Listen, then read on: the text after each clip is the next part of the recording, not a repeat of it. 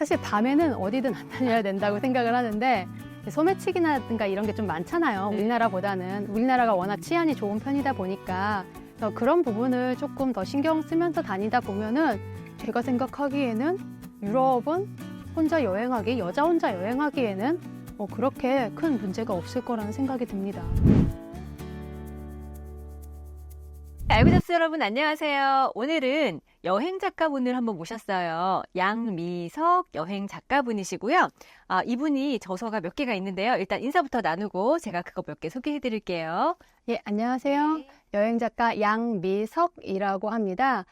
선생님께서 말씀해 주시겠지만 지금까지 책을 4권을 냈고요.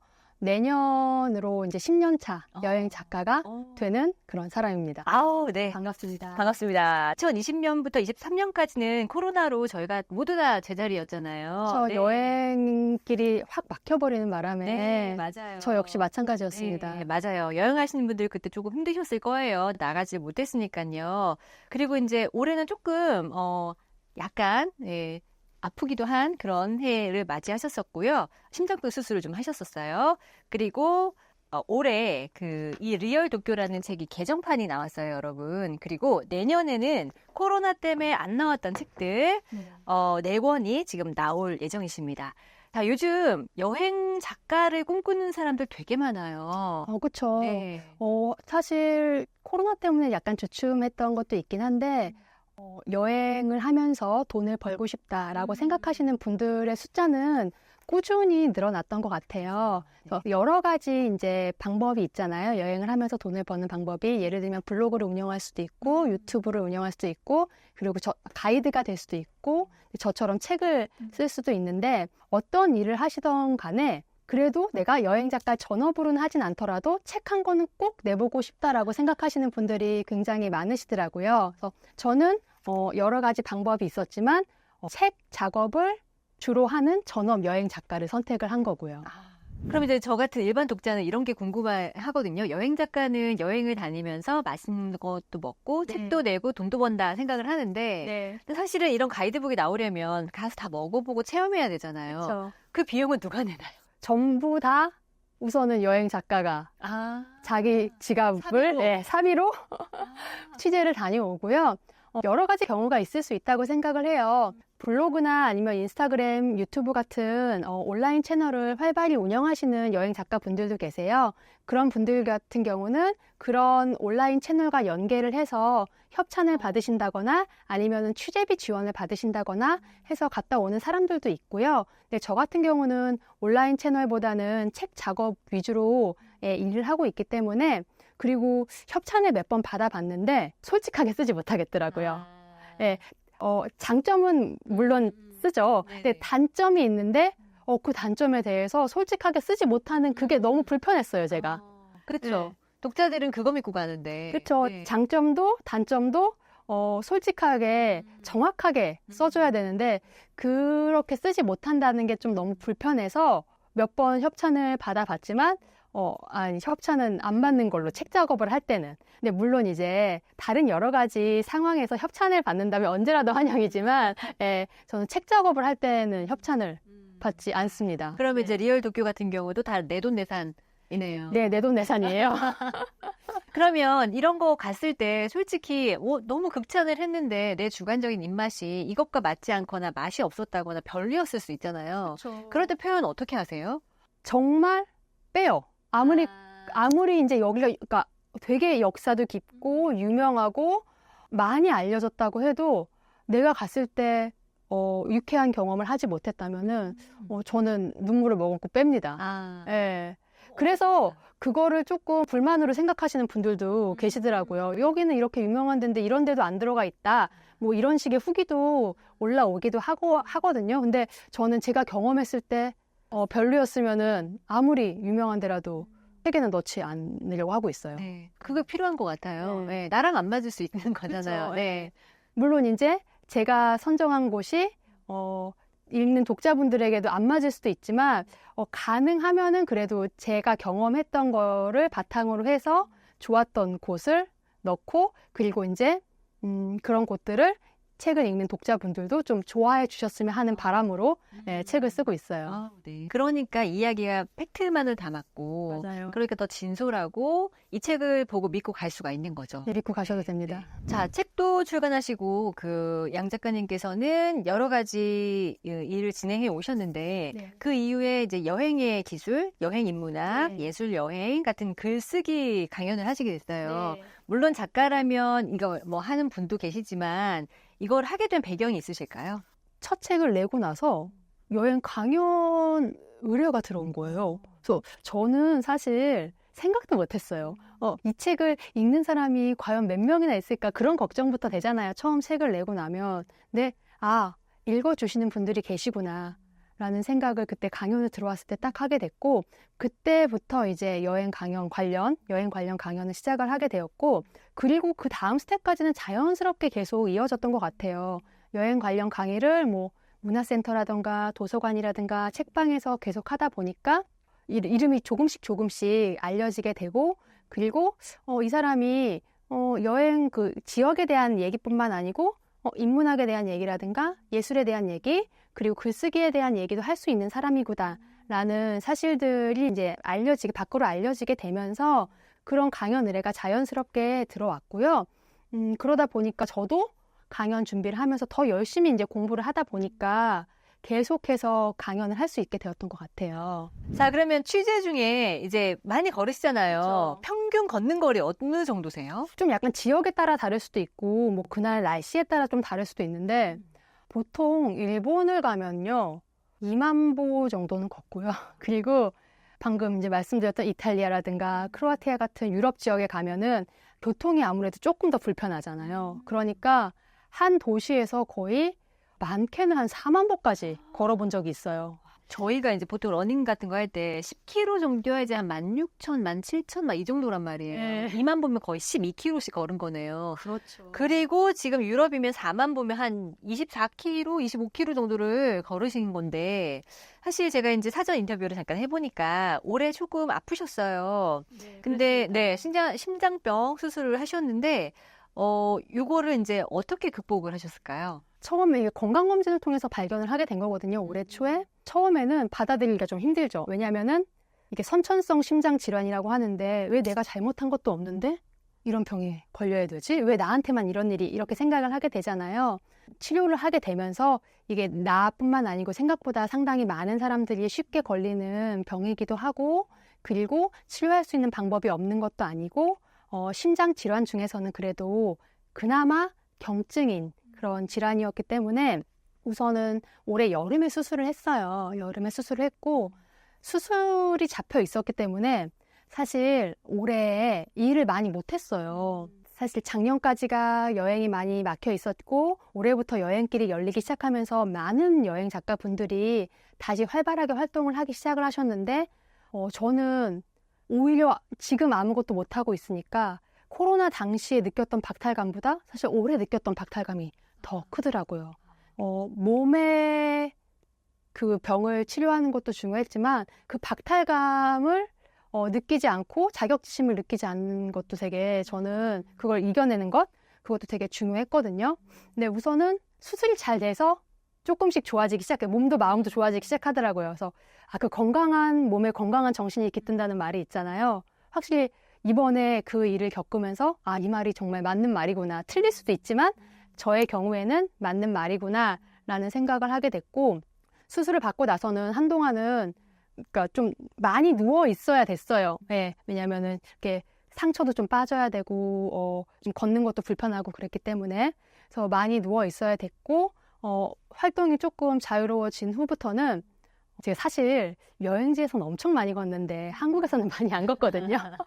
네, 여행지에서 다 쏟아붓고 한국에 와서는 집에서 계속 일만 하고 약간 그런 스타일이었는데, 한국에서, 우리나라에서 내가 가보지 못했던 서울의 이렇게 좋은 데들을 좀 가보면서 많이 걸었어요. 네, 그래서 하루에 한 10,000보씩은 꾸준히 걸으려고 노력을 했고, 그렇게 조금씩 이제 걷기부터 시작을 해서 운동을 다시 시작을 해서 얼마 전에 이제 지난주에 도쿄 취재를 다시 다녀왔거든요. 한 열흘 정도 다녀왔는데 여느 때처럼 무사히 잘 취재를 마치고 왔습니다. 네. 그 박탈감이 들었다는 건 너무 이해가 가는 게요. 네. 코로나 때는 사실 모든 사람이 박탈감이 들었으니까 괜찮아요. 맞아요. 나도 그러고 너도 그러고 우리 모두 그래. 근데 지금은 혼자 그렇다는 생각이 드니까 네, 아마 맞습니다. 그런 생각이 더 밀려오지 않았을까라는 생각이 듭니다. 이제 여행 작가는 1년에 여러 달을 해외에 나가 있잖아요. 네, 그럼 이제 맞아요. 국내에 이제 체류하시는 기간도 있는데 여행 작가의 일상은 어떤가요? 해외에서 정말 열심히 이제 취재를 해서 들어와요. 보통은 짧으면은 개정판 작업 같은 경우는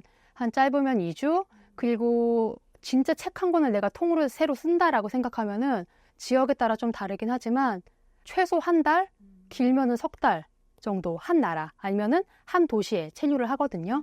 그렇게 해서 엄청나게 많은 자료를 이제 제가 해외에서 모아서 들어오잖아요. 그리고 나면 이제 그때부터는 정말 일반 사무직과 다르지 않게 책상 앞에서 컴퓨터와 싸움입니다. 이거 진짜 디테일하지 않으면 네. 못할 것 같아요.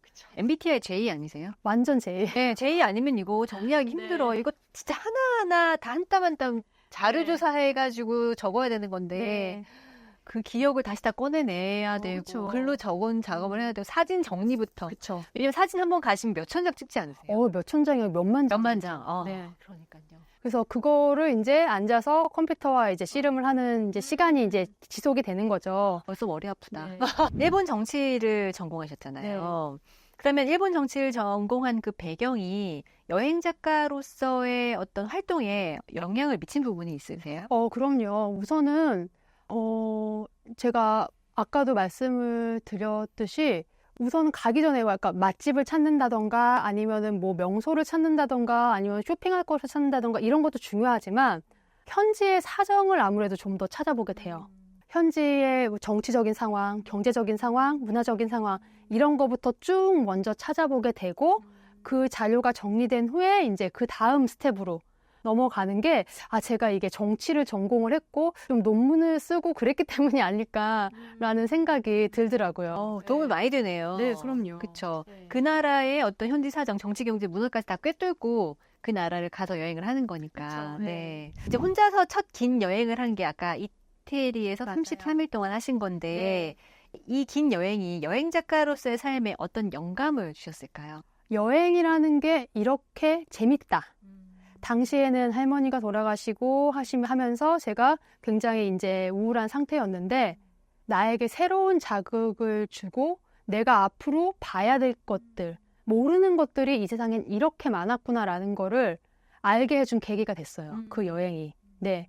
그래서 아이들 같은 경우는 전부 다 새롭잖아요. 모든 게. 네.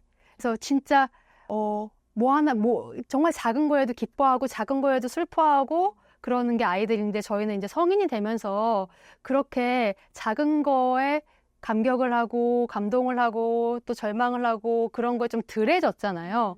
근데 혼자 33일 동안 여행을 하면서 그런 어린 시절에 느꼈던 그런 감정을 다시 한번 느낄 수 있는 계기가 됐던 것 같아요. 너무 다 모든 게 새롭더라고요. 네, 그게 사실 좋은 점일 수도 있고 나쁜 점일 수도 있는데 당시에 저에게는 그게 굉장히 큰 장점으로 다가왔던 거죠. 이태리 여행 혼자 하시는 거는 좀 괜찮나요? 무섭지 않으셨나요? 밤에만 안 다니면 된다고. 그쵸. 사실 밤에는 어디든 안 다녀야 된다고 생각을 하는데 소매치기라든가 이런 게 좀 많잖아요. 네. 우리나라보다는. 우리나라가 워낙 치안이 좋은 편이다 보니까 그래서 그런 부분을 조금 더 신경 쓰면서 다니다 보면은 제가 생각하기에는 유럽은 여자 혼자 여행하기에는 그렇게 큰 문제가 없을 거라는 생각이 듭니다. 네. 자, 여행을 많이 하셨는데 여행을 하면서 겪은 문화적 충격이나 혹시 좀 되게 흥미로운 발견? 이런 게 있다면 어떤 걸까요? 문화적 충격은 제가 유럽 여러 나라를 많이 여행을 한 건 아니고 좀 길게 여행했던 나라가 이탈리아, 크로아티아, 독일, 슬로베니아 이런 나라들을 좀 길게 여행을 했는데 생각보다 시간을 너무 안 지키는 거예요. 아니 과연 이래서 나라가 돌아갈 수 있을 건가? 유럽인데 이래? 뭐 이런? 네. 특히 이제 독일을 한 70일 정도 여행을 했는데요. 단 한 번도 열차가 제 시간에 출발한 적이 없었습니다. 제 기억에는. 네. 왜 그럴까요? 그러게요. 왜 그럴까요? 선진국들은 안 그렇다고 우리가 서로 이제 알잖아요. 네. 그럴 것이다 생각하는데 거의 모든 대부분이 그렇다면 이건 어떤 문화적으로 그런 건가? 모르겠어요. 약간 코리안 타임 막 이런 게 있다고 하는 것처럼 네. 독일 타임이 있는 건가 싶을 정도로 그 당시에 제가 여행을 했을 때는 제가 운이 특히 나빴을 수도 있고, 왜냐면 파업도 걸리고 그랬었거든요. 또 파업도 되게 자주 하는 편이잖아요. 그래서 그랬는지 몰라도 기차가 연착이 된다던가 아니면 기차가 아예 없어진다던가 이런 게 자주 일어나고 생각보다. 그리고 그 현지인들은 너무 자연스럽게 받아들이는 예, 그 문화가 되게 신기했어요. 난리 났어요. 그럼요. 난리 났어요. 근데 연착은 그렇다 치는데 없어지면 어떻게 해요, 여행객들은? 한 번은 정말 그 열차 자체가 운행을 아예 중단을 해버린 거예요. 제가 타려는 열차가. 그래서 환승 두 번 할 수 있는 루트를 알려주고 그 루트에 그 표를 다시 뽑아주는 게 아니고 이렇게 연착이 됐다는 안내서를 저는 못 알아보죠. 독일어로 열심히 써서 얘는 여기에서 몇 시 열차를 타고 여기에서 몇 시 열차를 탈 거니까 이거를 표 대신으로 써라라고 하는 종이를 써서 주더라고요. 네. 그래서 다행히 무사히 그날 목적지까지 가긴 했는데 원래는 직행으로 2시간이면 갈 걸 2번 갈아타서 5시간 걸려서 갔습니다. 그런데 고객들한테 아무런 그건 없을 거잖아요. 사과는 안 해요. 베네핏 없잖아요. 없어요. 저희는 연착하거나 이러면 뭐 할인권 주고 그쵸. 막 네. 그러는데 그냥 당연하다는 듯이. 항상 있는 일이라는 듯이 항의하러 왔구나. 하지만 항의를 해도 우리가 해줄 수 있는 건 아무것도 없어. 네. 너 알아서 해. 네. 하지만 그래도 가는 방법은 알려줄게. 네. 친절히 또 알려주고. 네, 친절히 알려주시긴 하더라고요. 잘 가. 네. 근데 되게 당황하셨을 게 사실 독어잖아요. 이게 뭐 이러면 좀 뭐 아실 수도 있고 영어면 좀 알겠는데 독어면 뭐야 진짜 그랬을 네. 것 같아요. 네. 되게 당황스러웠을 것 같아요. 그래서 그 문서 자체는 독일어로 되어 있었는데 사실 까막눈이잖아요, 정말. 맞아. 그러니까 그 도시 이름이랑 그 열차 시간 정도는 따로 이제 영어로 써서 주더라고요. 네. 근데 이태리도 그렇지만 독일도 완전 독일 언어가 있는데 70일 동안 여행하셨는데 편하거나 힘들지 않으셨어요? 뭐 구글링을 뭐 팝하고 뭐 이런 그쵸. 요새는 워낙에 스마트폰이 잘 되어 있어서 네, 저 같은 경우도 스마트폰이 없을 때는 혼자 여행을 하던 그런 세대가 아니기 때문에 네, 처음에 이탈리아 혼자 여행했을 때부터 아이폰과 함께 여행을 했었고 네, 지금도 계속 스마트폰과 함께 여행을 하기 때문에 언어적인 걸로 불편하다라고 하는 거는 크게 없었던 것 같아요. 근데 만약에 인터넷이 안 되는 곳이에요. 네. 그러면 스마트폰도 무용지물이잖아요. 그렇죠. 그럴 때는 어떻게 하세요? 정말 그러니까 서로 짧은 영어와 그리고 손짓, 발짓 저 한때는 그림으로 그려서 설명을 한 적도 있어요. 네. 네, 이거 필요해요. 막 빵 같은 거 그린다든가 뭐 이렇게 맞아. 네, 그래서 시계 같은 거 그림으로 그려서 이렇게 보여주고 소통을 한 적도 있어요. 네, 맞아요. 네. 저도 대만 갔을 때 네. 뭐 새우를 달라고 얘기했는데 새우가 뭔지 모르잖아요. 그쵸. 슈림프도 못 알아듣더라고요. 네. 그래가지고 그림을 그렸는데 그림 진짜 잘 그려야겠구나. 제 그림을 못 알아보는 거예요. 그럴 수 난 있어요. 새우라고 그렸는데 네. 좀 못 먹었어요. 못 드셨어요? 너무 슬프다. 그림도 좀 그릴 줄 알아야겠구나라는 생각이 들었어요. 자, 그러면 이제 작가님은 이제 10여 년 동안 여행 작가로 살고 네, 계신 맞습니다. 거잖아요. 이제 길다면 길다, 짧으면 짧다 하는 네. 기간인데 이렇게 긴 여행을 통해서 배운 가장 중요한 인생의 교훈이 있다면 어떤 걸까요? 정말 이 세상에는 다양한 사람들이 많구나 라는 거를 여행을 다니면서 깨닫고 있습니다.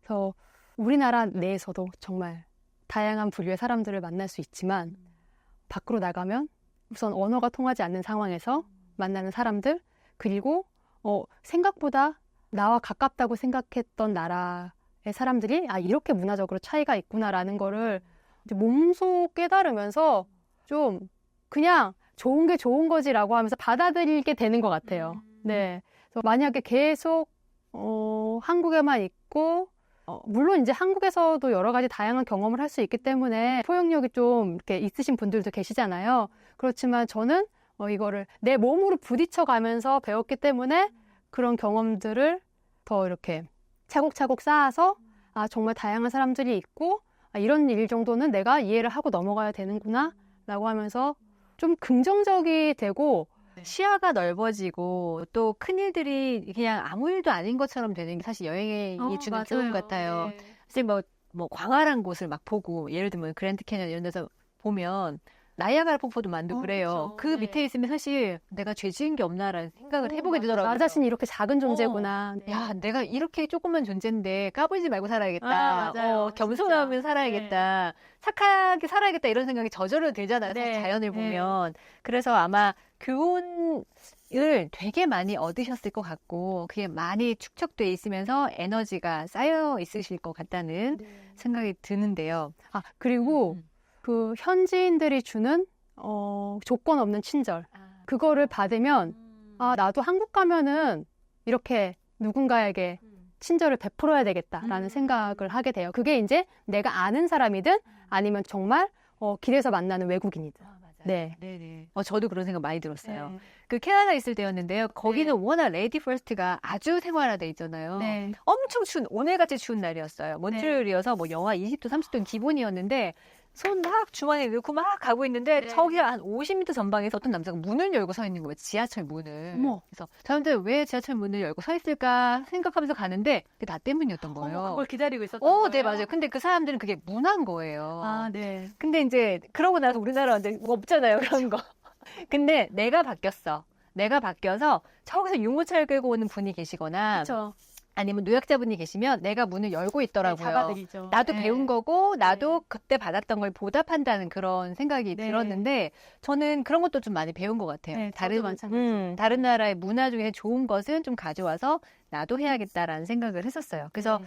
조건 없는 친절. 그 사람이 나를 언제 봤다고 50m 전방에서 그 추운데 문을 열어줘. 이런 생각하니까 되게 감사하다라는 생각 네. 되게 많이 들었었어요. 자, 오늘 이제 긴 시간 얘기를 나눴는데요. 오늘은 제가 느낀 바는요. 여행을 하면서 돈을 번다는 개념이 아니고요. 세상에서 가장 행복한 일을 하시는 작가님을 만난 것 같아서 굉장히 알고 잡스가 이래서 있는 거지? 라는 생각이 들었던 그런 인터뷰였습니다. 자, 오늘 세상에서 가장 행복한 일을 하시는 양미석 작가님 모시고 얘기해 봤고요. 인생에서 여행이 주는 즐거움은 무엇과도 바꿀 수가 없다고 하잖아요. 그렇죠. 그런데 우리가 시간이 있으면 돈이 없고 돈이 있으면 시간이 없다고 해요. 근데 그 시간을 오로지 여행 작가로서의 일만을 할 수 있어서 얼마나 행복하실까라는 생각이 드는 여행 작가라는 직업에 대한 이야기를 해봤습니다. 여러분도 꿈꾸신다면 한번 도전해보셔도 좋겠다는 생각이 들었고요. 그렇다면 작가님의 책들을 좀 보시면 많은 도움이 될 것 같습니다.